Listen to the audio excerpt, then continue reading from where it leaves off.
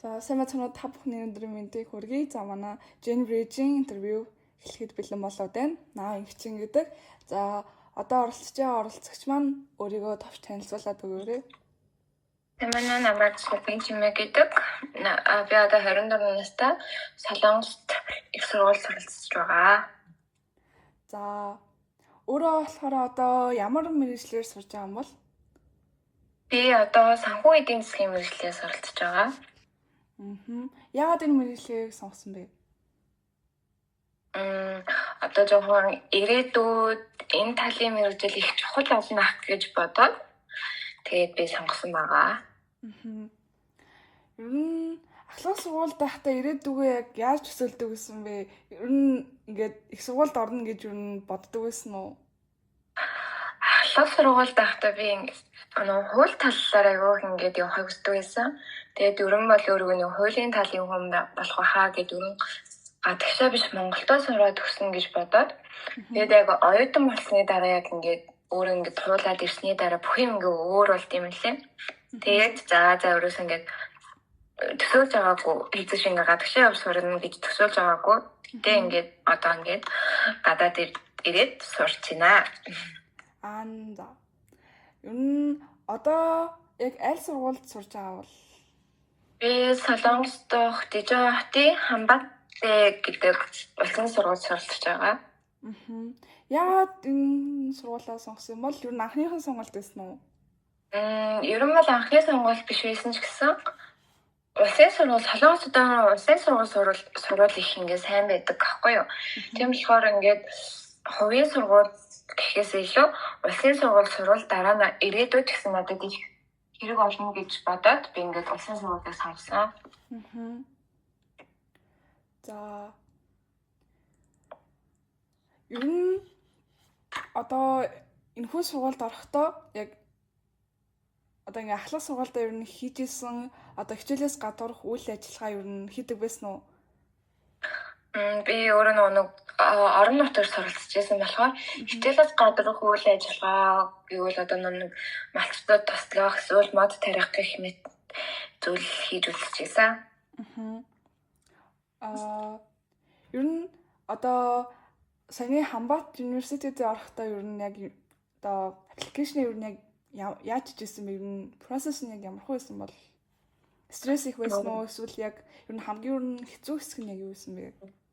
Хамгийн хэцүү хэсэг нь визний материал бүрдүүлэх аягүй хэцүү байсан.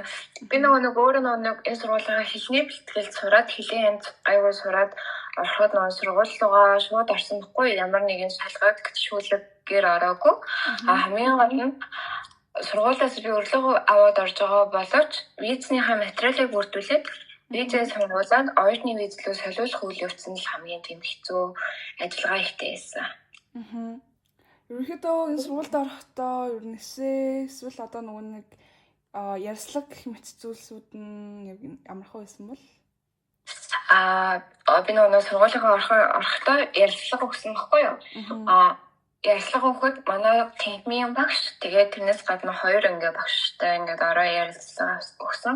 Тэгээд яагаад энэ мэргэжлийг сонгосон, энэ мэргэжлийг болсон шалтгаанууд гэх мэт мэргэжлэлтэй холбоотой аягүй асуулт асуудаг.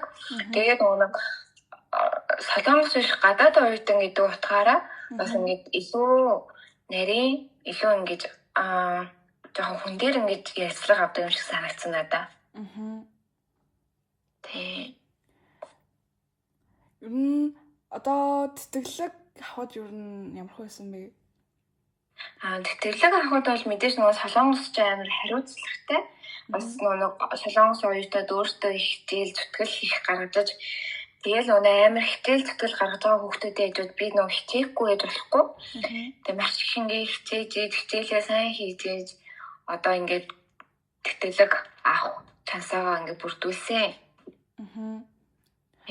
Одоо ер нь ахлах сургуульд байгаа сурагчдад одоо тэтгэлэг авахын тулд яг зөвхөн дүн дээр төвлөрөх нь чухал гэж бодож байна уу? Эсвэл одоо хичээлээс гадуурх үйл ажиллагаандаа төвлөрөх нь чухал гэж бодож байна уу? Ер нь бол Солонгос улсын сургуулиудад бол хамгийн чухал нь хичээлийн үйл одоо дүн хичээлийн дүн эрт тэрнээс гадна хувийн нөгөө нэг оролцоо амар чухал байдаг. Багаар ингээд одоо ингээд ихэнх хичээл нь багаар ажилладаг байхгүй юу? Солонгос хичээл сургууль дээр. Тэгээ багийн үйл ажиллагаа болон өөрийн хувийн зүгээс яаж хичээж ин яаж хичээлээ хийж ин гэдгийг багш нар тэр талыг амар их сайн хардаг. Тийм болохоор одоо ахлах сургуулийн хүүхдүүд солонгос биш юм ахэд өөр тийшээ сургуульд явах гэж байгаа хүүхдүүд бол багийн үйл ажиллагаа маш чухал гэдэг шүү. Хүмүүстэй ингээд сайн ярилцаад хамтдаа ингээд хийгээд багийн үйл ажиллагаанд ингээд сайн идэвхтэй оролцож сураарай л гэж хэлмээр байна. За одоо хэрэг одоо ингээд хоёулынх нь интервьюг үзэж байгаа хүүхэд яг одоо ингээд аппликейшн хийх гэж байгаа бол хамгийн түрүүнд яг тэр хүүхдэд яг юун дээр анхаараарай гэж хэлмээр байна. Хамгийн түрүүнд одоо гадагшаа сурах гэж байгаа хүүхэд ах гэж бодож байна. Хэлээ сайн сураарай гэж хүсэж байна. Хэлээ сайн сураад авах ёстой оноогоо сайн аваад бичих байгаа эсэн дээрээ бүр ингээд маш ингээд юу өөрөө нөлөө өгөөрэй гэж хэлмээр байна. Маш ингээд хичээнгүй нэгт юмд айгу нэг тандаарай л гэж хэлмээр байна.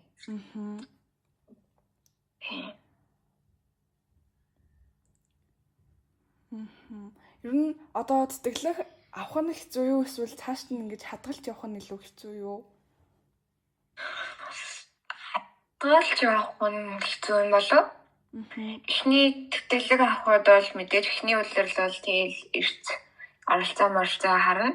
Тэгээд тэрнээс шууд нэг үйлрэл ахих тусам анги ахих тусам хичээлт нь хүндэрж байгаа. Эртээ заавал бүрэн болгох ёстой гэж жоох ингээд одоо нөө юу шаарддаг байхгүй юу? Хүнээс хувь хүнээс ингээд айгүй хүм шаардаж эхэлдэг болохоор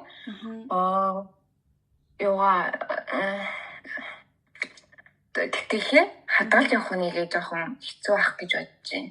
Миний ер нь анх одоо ингээд их сургуульд орохдоо ер нь яг ямар хөө төсөөлөлтэй байсан бэ? Энэ нэг айгүй их сургуульд орохдоо оюутны амьдрал айгүй гоё санагддаг гэсэн. Тэгээ миний төсөөлөл болохоор ингээд солонгос хүүхдүүдтэй айгүй дотн олон гадаад найзуудтай их болно гэж айгүй төсөөлөлт байдаг гэсэн. Тэгээ хичээлээсээ би сайн хийн, сайн байл гэж их төсөөлдөг байсан чинь одоо ингээд төсөөллөөс жоохон эсрэг байд юм байлээ. Тийм болохоор яг мэдээж их сайн төсөөлөх хэрэгтэй, их сайхнаар төсөөлөх хэрэгтэй. Гэхдээ яг нөгөө бодит орчинтойгоо бодит байдалтайгаа ингээд айгүй эвлэрх нь их чухал гэдэг шүү гэж бас хэлмээр байна. Ер нь одоо ингээд шалгалт эхлэхээр ер нь ингээд амар юм юм стрессийн ингээд байдал ер нь нэмэгддэг үү эсвэл ингээд амар юм илүү юм тайван байдаг уу? Яг нөгөө нэг ямар нөхцөл байдалтайгаас шалгалаад айгүй стрессийн түвшин бол нэмэгдэнэ. Одоо шалгалт мэдээж нөгөө нэг энэ чинь шалгалт хэдэн шүү гэдэг угаасаа хугацаатай байдаг болохоор заавал нөгөө нэг тулгаж шалгалтандаа бэлдэх шаардлагагүй. Хичээл ороод эхний 4-7 хоног хийхгүй байж болно шүү дээ. Үлдсэн 4-7 хоногт хичээлээ сайн харах хэрэгтэй маань хараад тэгээд шалгалтаа ингээд 50 өгөх боломжтой байдаг болохоор яг шалгалтын өмнө их стресстэй байх шаардлагагүй гэж бодож байна. Мэдээж ингээд ингээд шалгалтынхаа бэлтгэлийг сайн хийсэн тохиолдолд ямар ч хүүхэд ороод шалгалтаа гайгүй өгчөн мэдээж үтсэн харсан юмаа шалгалтанд орж ирэх болохоор өөртөө тийм шалгалтны өмнөхөө бол стресс үлээх өөртөөс нь л хүний тийм юунаас шалтгаална гэж бодож байна. Одоо ингээд хэлнийхаа ер нь оноог авахд ер нь яг ямар хөөсөн бэ? Процесс нь мэдээж одоо хэлний оноогоо авахын тулд эхлээд хэлний бэлтгэлдээ суугаад мэдээж хэлний бэлтгэл сууж байгаа багш нарын зааж өгж байгаагаас гадна өөрөө бас ингээд сайн давтаж ингээд хичээлээ тарсныхаа дараа өөрөө ингээд бэлтээж ямар хэл сурж байгаа тэрнтэйгээ холбоотойгоор одоо захин мөртөнд хөгжсөн AI гэх мэт зүйлтэй ингээд хамтраад бас илүү сайн давтвал маш богино хугацаанд маш өндөр оноо авах боломж айгүй хүрээдээ шүү гэж хэлмээр байна. Ерөнхийдөө одоо ингээд солонгос хэл сурж байгаа. Тэгээд ер нь солонгос хэл чи одоо ингээд ерөөсөө ингээд төрөлх хэл биш байгаа штэ. Юу дахиад ингээд сурж байгаа хоёр дахь хэл. Тэнгүүд яг хоёр дахь хэлээрээ яг хичээл ер нь үзэх яг ямар байдаг вэ? Ингээд одоо ингээд хичээлийн дундаараар ер нь ингээд багчийн ярьж хахад ойлгохгүй ингээд үлдэх тохиол юм байдаг уу?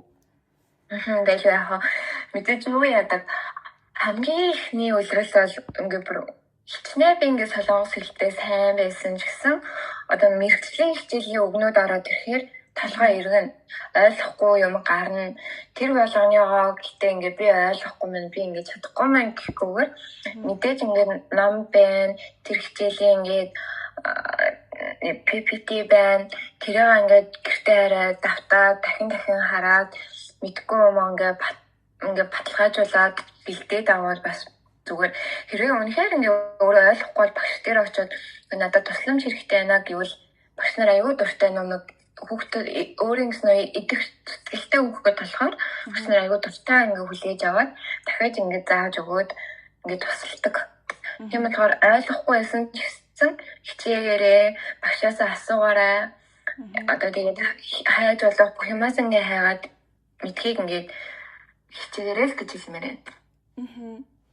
Ер нь одоо ингээд Монгол сурагчид буюу одоо ялангуяа одоо ингээд гадагшаа явах гэж ингээд явж байгаа ер нь хүүхдүүд одоо ингээд хамгийн их гаргадаг алдаа нь яг юу вэ гэж ер нь өөрөө үнэхээр бодож байна. Хамгийн их алдаа нөгөө нэг одоо гадагшаас яваад сурчвал гадаад л очиж сурчвал өстой гоё юм гэсэн тийм нэг бодолтой байдаг юм шиг санагдсан. Тэгээд нөгөө нэг гадаадд яг ирээд ингээд бодит байдлаагаар нүүр тулаад ирэхээр хүүхдэд аягүй их бууж өгдөг. Одоо мэдээж хэцүү шттэ өөрийнх нь нутаг биш гэр бүлээсээ хоол байна. Тэгэл гадаадд хинч танихгүй ганцаараа амьдарч эхлэн гэхээр ихэндээ бол аягүй хэцүү байдаг. Тийм болохоор эхний эзэн хитрхи гоёор биш. Бас ингээд бодит байдлыг жоохон ингээд төсөөлөөсөө гадагшаа ирвэл мэдээж би ингээд хинээс танихгүй гадаад оронд очно ганцаардах үе байгаа гэж бодох ёстой шүү. Битгий ингээд хитрхи гоёор битгий төсөөлөөрөө л гэж хэлмээр байна. Тэнгүүд одоо тэгвэл их сургуультай орохдоо ингээд apply хийж байгаа штэ. Тэнгүүд тэр яг application дээрээ ингээд хамгийн их нийтлэг гаргадаг алдаа нь яг юу гэж бодож байна?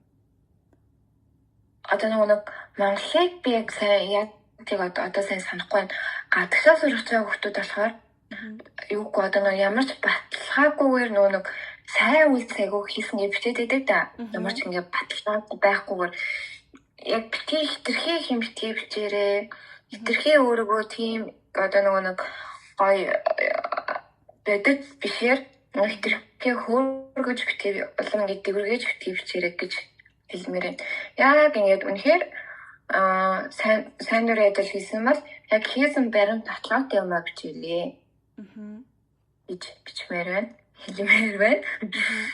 Тэгвэл хэсэг дээрээ гаргадаг нийтлэг алдаа нь яг юу гэж бодож байна? Хэсэг дээрээ гаргадаг нийтлэг алдаа нь одоо хэлэх гээд байгаа санаагаа одоо нөгөө өөрийгөө илэрхийлэх гээд байгаа тэр зүйлээ ингээд айгүй олон утгаар амар олон тойрогоор айгүй бичээд тэгээ гол үндсэн ингээд агуулгаа ингээд хаяад хайчаад тойруулаад байгаа юм шиг санагддаг надаа. Их нийтлэг гаргаж байгаа алдаа тэр яах гэж бодож байна. Гэтэл би бас тэр төлөв бас сайн мэдэхгүй байна. Тийм. Одоо тэгвэл хоёулынх нь интервьюг үзэж байгаа нэг сурагч би хангалттай ухаантай биш болохоор ингээд сэтгэлийг авч чадахгүй байх гэж юуэ бодож ивэл тэр хүүхдэд та яг юу гэж хэлмээр байна? Битгий тэгж бодоорой. Одоо нэг хичээл зүтгэл ирээсөө авиас хөдөлмөр чинь нэг хөө гэдэг шүү дээ. Тэрнээр өөрөөсөө би ухаантай биш би энийг чадахгүй мэн гэж өрөм бодоод хэрэггүй байх гэж бодож байна. Чи чаднаа. Тэгээд үнэхээр өөрийнхөө хэмжээд үнэхээр сайн хичээгээд үз. Хичээл зүтгэл ямар нэгэн байдлаар үнэлэгддэг болохоор битгий өөрийгөө тэгээрэй л гэж хэлмээр байна. Хэрвээ одоо та өөрийнхөө ингээд ахлах сургууль байгаа үеэрээ буцаж очих боломжтойсэн бол өөртөө ингээд ямар зөвлөгөө өгөх байсан бэ? Одоо ингээд аппликейшн хийхдээ. Одоо ахлах сургууль руугаа ингээд буцаад очивол би ингээд юу яах хэрэгтэй юм бэ шүү. Анхнаас нь эмх зэгцтэйгээр ингээд юм хийх ёстой юм байна. Эмх зэгцтэйгээр ингээд бичих ёстой юм байна. Мэдээж хэтрүүлэхгүйгээр юмыг амар хэтрүүлэхгүйгээр яг л тийм юугаар нь өөрийнхөө одоо ингээд хүсэж байгаа байдлаар л бичихийг хүсэж байна. За. Өнөөдрийн өөрийн туршлага тэгээ бодлоо бидэнтэй хуваалцсан танд маш их баярлалаа. За энэхүү интервьюгээр одоо ингээд үзэж байгаа сурагчдаа одоо ингээд маш их зөвлөгөө өгсөн байх гэж найдаа. За энэ брижийг үзсэн та бүхэндээ баярлалаа.